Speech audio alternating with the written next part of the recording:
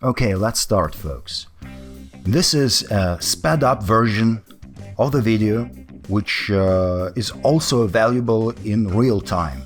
Just saying. I thought that it would be a good idea to give people a choice.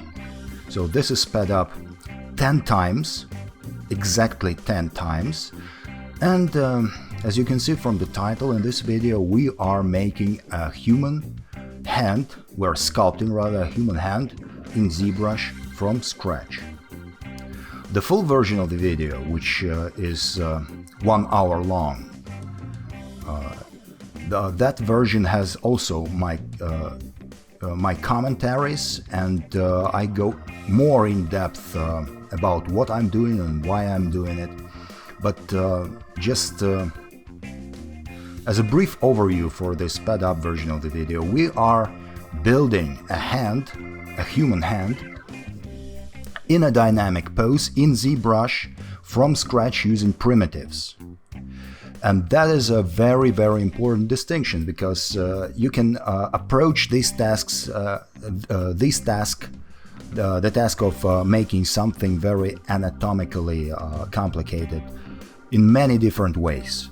And sometimes it makes sense to start from a sphere, for instance, especially when you are doing like something like a portrait, something which is not structurally complicated, but instead is topologically complicated.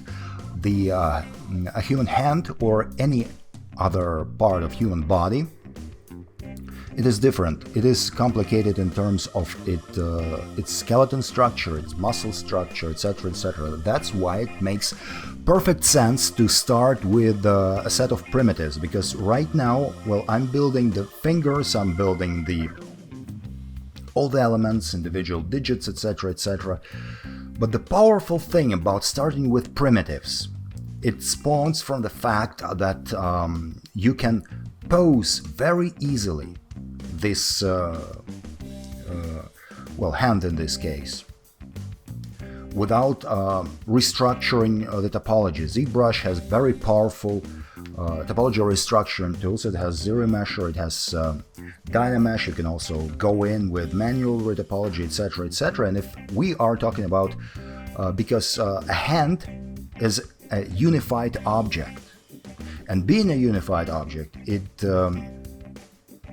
at the end will be a unified mesh.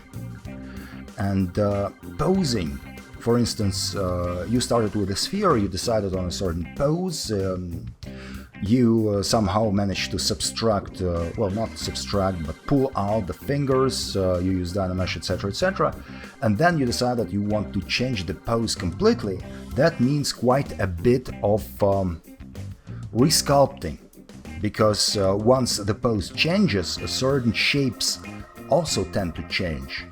And well, that is just extra work. And important, another thing I want to point out, that with this particular exercise, and this is just an exercise, in my life I've sculpted lots and lots of hands. That what makes me feel confident that both with the anatomy and with the choice of tools that I'm using. This is an exercise, because when you are sculpting for animation, which I often do because I'm an animator and a character artist, so usually when I'm sculpting a character, I assume that it will be animated at a certain point. But this is an exercise when we're just focusing on one body part. And if you want to become good at anatomy, you should pick, you should not start, probably, again, it's all your personal preferences, but what I would do is I would pick certain body parts, and human hand tends to be one of the most complicated ones. Please note that right now I'm using transpose, master, move tool, etc., etc. to pose, that is what I was talking about, to pose the hand in such a way that it is more dynamic, more interesting. And because it is made of primitives, it only Literally, it takes moments.